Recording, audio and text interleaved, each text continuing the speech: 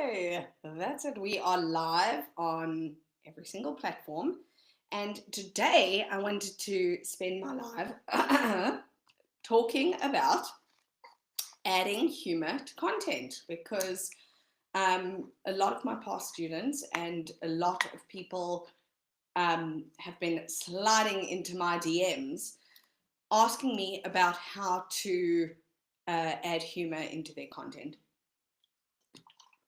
So I thought that would be a great topic for today's live.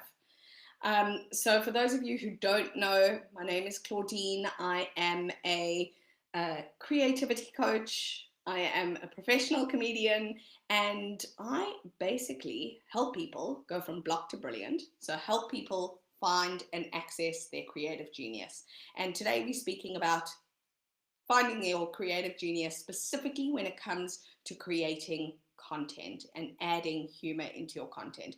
Now you're probably saying, Claudine, I'm not funny. I'm not a comedian. How am I supposed to add humor into my content when I am not humorous myself or when I'm not creative myself?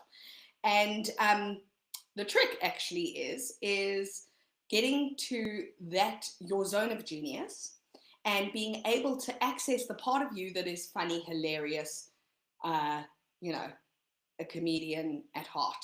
Now, for those of you who are exceptionally serious, I'm talking about the person who you are in front of your spouse, your family, your children, that sort of person.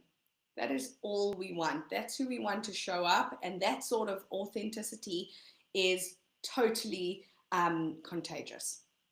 But contagious sounds like a bad word, but you know what I mean. It's like infectious, which also is a bad word, but you know what I mean. I mean, it is catchy. Okay, I don't know what a good word is, but magnetic. It's magnetic. That is a great word. So that sort of humor is, that sort of authenticity is magnetic.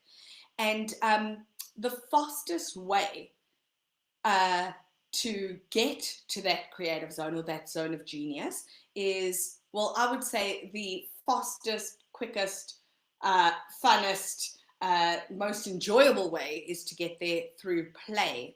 And I like to use improv comedy as a vehicle and a tool to get there. So for those of you who don't know what happens to the brain when we improvise, is the part of the brain that shuts down, that goes cold, that goes quiet, is our reptilian brain, our logical thinking brain at the back that says, I'm not good enough, I can't do this, I'm not worthy, I'm not a comedian, I'm not funny, self-sabotage, self-sabotage. And the part of the brain that lights up when we get into this play state, when we get into flow, is the part of the brain that is responsible for creative flow, the part of the brain that is responsible for play, for meditation, okay? And I basically teach people how to go from a no state to a flow state as quickly and as fun as possible. So the first tool, secret, tip I can give you for getting from that no state into that flow state is actually being aware when you are in the reptilian brain, being aware when you are self-sabotaging, being aware when you are having negative thoughts, okay, or negative self-talk, or when you're judging, okay. That is the first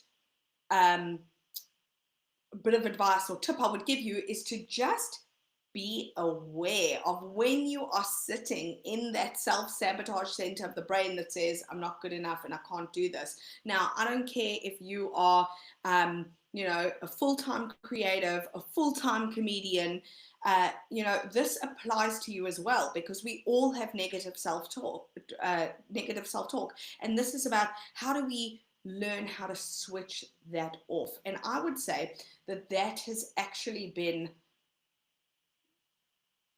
the biggest gift that improv has done for me or given me, is making me aware of when I'm in this reptilian brain. And, sometimes it is important to be there. Sometimes it is important, that is our flight or fight center. It's important for self-preservation and self-protection. But if it is holding us back from achieving our dreams or presenting who we authentically are, presenting our light to the rest of the world, then it is problematic. We need to be able to switch between these two brains with ease and be aware when we're switching from the no state into the flow state. So I want to tell you about how I developed this framework and how I came across it. So when I first went to improv comedy school, I remember I had heard a big no in my life. I had gone to one of the top agents in the country in South Africa, and I remember I was so hopeful. I had just come out of university, just come out of drama school. I did very well at drama school.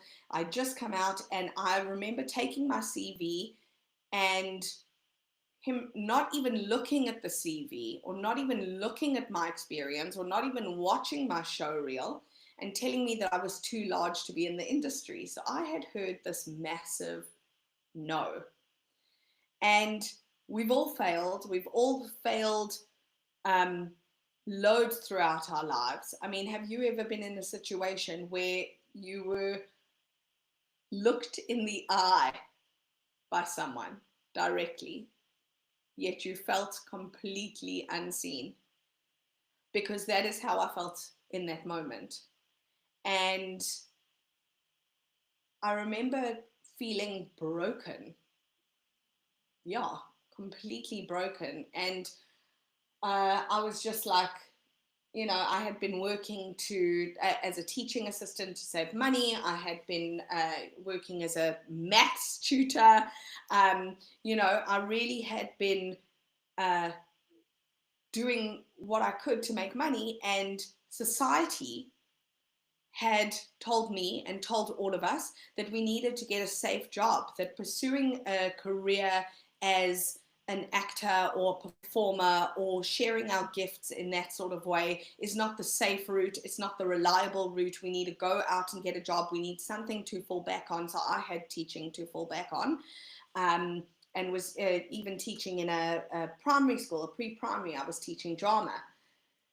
And I remember there being a moment where I had bought into the lie that in order for me to become successful or wealthy or have a family or one day provide for my children, I would need to go the safe route. I would need to, pursue the teaching path rather than trailblaze my own path as a comedian and a performer. And going to this agent and hearing him say, "You're too large to be in the industry," reinforced that negative belief that I had, and reinforced that I don't fit into this mold. So I don't know how many of you have ever been in a situation where you took the safe route, even though your gut, your heart, your intuition, everything was telling you not to, but you took the safe route because society told you that that's what you should do. If that's you, say yes in the comments. Put a yes in the comments. Thumbs up. Absolutely, Fazana. Yes. Yes. Because that's what happened to me. I had bought into the lie that I needed to go the safe route and I couldn't pursue my dreams. And I remember for about 2 weeks, I was sending my CV out to different, institutions, different teaching, different schools, and saying, okay, cool, I'm going to, pursue teaching. This obviously isn't right for me. And I remember I had a dream board that I had made, and on the dream board there was a photo of Amy Poehler, and underneath the photo it said, it was a quote from Amy Poehler, and it said, "Improv is like the military, we leave no man behind." And something clicked in me. I remember feeling like, oh, I was being left behind by this entertainment industry, and I felt completely left behind by this safe route that of becoming a teacher, which I didn't want to do. It didn't make my heart sing. I wanted to share my gifts and my creativity with the world. And that day, I made a decision that I was going to go and study improv at the best institutions in the world, the best improv comedy institutions. I was going to master this thing. And I had emblazoned on my prefrontal cortex, on the front of my brain, I had emblazoned that I was going to do whatever it takes to become so good that they couldn't ignore me. So let me know in the comments if you have ever been in a situation where you trusted your gut and it worked out. It worked out. So that day I went and I took my life savings, which wasn't enough. It wasn't enough, but I made the decision that I was going to go study improv comedy from the best institutions in the world.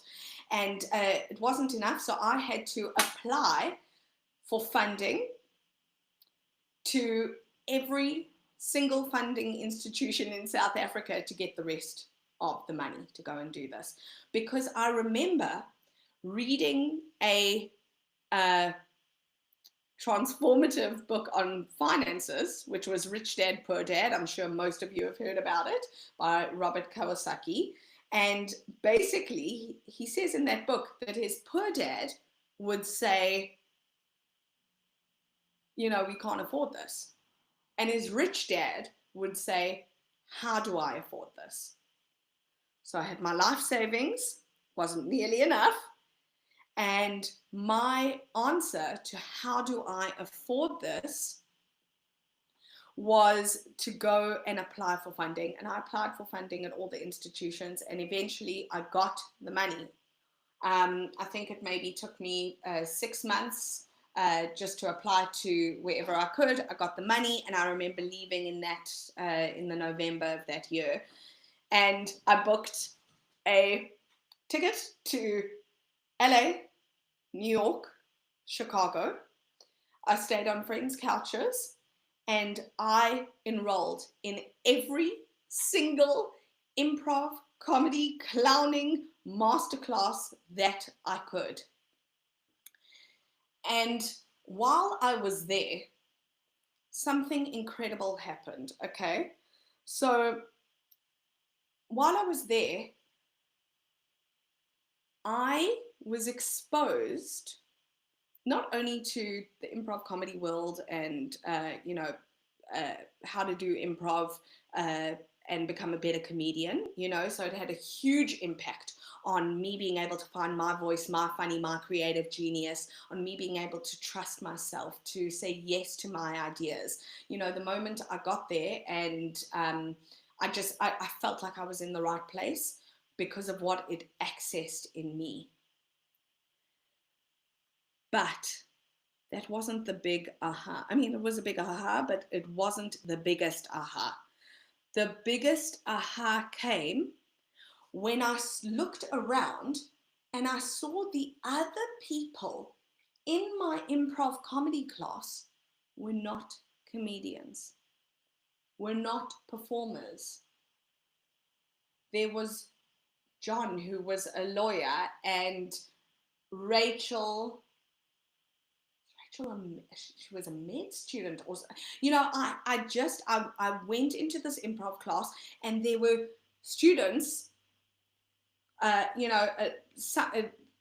few foreigners. I wasn't the only foreigner. Students who had come from around the world, or around America, to study improv comedy, but they were not comedians.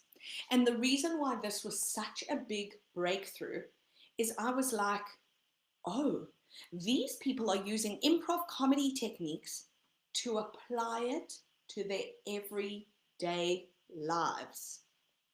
Boom. Okay, huge discovery, because I was like, nothing like this exists in Africa. So I am going to come back to Africa, and I'm going to start the first for Africa improv comedy training company. Okay, and we had started off Jittery Citizens as a troupe in South Africa, and I came back and I was like, right, now I'm focusing on helping as many people as possible apply these improv comedy techniques to their everyday lives, apply a framework that I had to develop. I had to develop this framework because I went into companies and tried to explain to them what improv comedy was, and it just wasn't accessible. You know, I said Saturday Night Live, I said Whose Line Is It Anyway, and companies didn't really understand what that meant. Oh, what, you're going to come in and play games? You know, they didn't understand the transformative opportunity that I had in my hands. So I developed a framework to take people from blocked to brilliant in the easiest, most accessible, most fun way possible that anybody could do, anybody could understand, and anybody could apply to their lives. So the first job that I ever, or the first corporate job that I got through my training company was at Ogilvy. And I went into Ogilvy and they asked me to train the creatives on how to be creative. So I remember, I think I called it from brief to boardroom. I think that's what I called it. It was the exact same framework, okay? But I called it from brief to boardroom. And I remember we used to meet every single week on a Friday, and we did it on a Friday because it was so fun and people loved to end their week off with improv training. And every single week on a Friday we would meet, and we basically would work through my framework to get these creatives from the stage of brief, or from the stage of feeling blocked, or from the stage of being in a no state, to get them as quickly, as easily, and as fun, that's not English, but you know what I mean, into their flow state. And from their flow state, now they can create. Now they're creating award-winning, they've got award-winning pictures, they've got award-winning ideas, award-winning creative. So I've spent the last 14 years applying this framework. I've called it different things, to appeal to different audiences, but it is the exact same framework that I have taught that allows people to go from their blocked state into their flow state. And it is the exact same state, it is the exact same framework that I would use to teach you guys how to get to your creative genius, how to get humor into your content, and how to put humor into your content. And so basically what I'm trying to tell you by telling you the story, and the reason why I'm a little bit stuck, is I'm thinking, how can I add the most value to this conversation? But what I'm trying to get at is improv, and this framework is accessible. It's easy. If you are sitting in a state now, if you are in your chair and feeling in any way that you are not good enough, that you are unworthy, that, whatever the negative self-talk is, whatever the self-sabotage self-talk is, I want you to know that there is a way out. There's a way out. So yes, I have worked with tons of comedians. I've worked with, tons of creatives. But for those people who don't think that they're funny and who don't think that they're creative, I've worked with tons of people exactly like you to help you apply this framework to your everyday lives, okay? Or to your career, or to writing that new book. And the most important step of that framework is step number one. And that first step is about going from no to taking action. Going from no to doing whatever it takes to get out of that hell, to get out of that self-sabotage center. Going from no state to doing whatever it takes to just move beyond that. Just move beyond that. All the whole focus is basically on step number one. On step number one, we've got to get step number one of the framework right before we can move up that framework and before we can move on to the other things. Because if you can move out of that no state and learn how to move out of that flow state, you are unstoppable. You are unstoppable. But it takes a commitment. And I'm not talking about a motivation. Motivation is different. Very difficult to be motivated. You got to be motivated to go to the gym and lose weight, and very easy to lose motivation because you don't start seeing results until the third week or whenever. I want you to be committed, not motivated. Committed. Go all in to getting out of that hell state, that self-sabotage center, that center of the brain that says, I'm not good enough, I can't do it, I'm not worthy, and move towards your creative genius. Okay?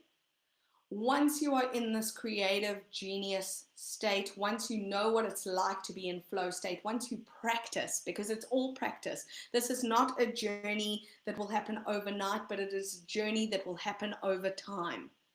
Okay? And you need to commit to putting in that time to finding your creative genius. And once you have practiced being in there enough and being in that flow state, miracles start to happen. Okay, it literally feels like miracles. It is miraculous what starts to happen when you are able to move from that state to that state. Okay, so and then from that state, creating humor or adding humor into your content or adding your authentic voice into your content feels natural. Somebody say natural in the chat. Somebody say natural. Okay? You feel free. If you're with me, say free. Okay? Because it doesn't feel like work. It doesn't feel like work. It doesn't have to be difficult. It doesn't have to be hard. Yes, it's going to feel awkward at times. Yes, it's going to be silly. Yes, it's going to feel strange because moving out of your comfort zone does feel strange and awkward and silly and uncomfortable, okay? But it doesn't have to be difficult.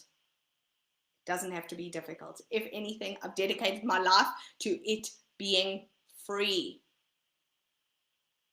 and easy and fun, most importantly fun, because we are using comedy techniques to get to your brilliance.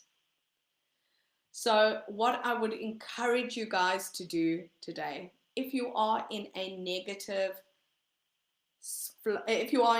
no state, if you feel like you are constantly self-sabotaging, if you feel like there's no hope, there's no way to move beyond, your sense of feeling worthy and feeling unworthy, I'm here to tell you that there is. Okay, on Monday, I am going to be running a masterclass. I will drop the ticket link below. If you want that ticket link, say yes. Give me a yes in that ticket link. Give me a yes in the chat if you want the ticket link to that masterclass that is going to show you the quickest, funnest, easiest way to get you from the hell of self-sabotage to the heaven of your creative genius and creative flow. And as I've proven today, anybody can do it.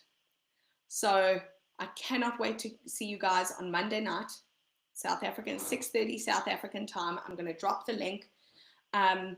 If you need to hear it, you are loved, you are beautiful, and I cannot wait to improvise with you all on Monday night. It is going to be so fun. I cannot wait to share the secrets with you and share the framework with you. It is easy, fun, and accessible. You guys are amazing. Angel doves, adore you. Stay hilarious.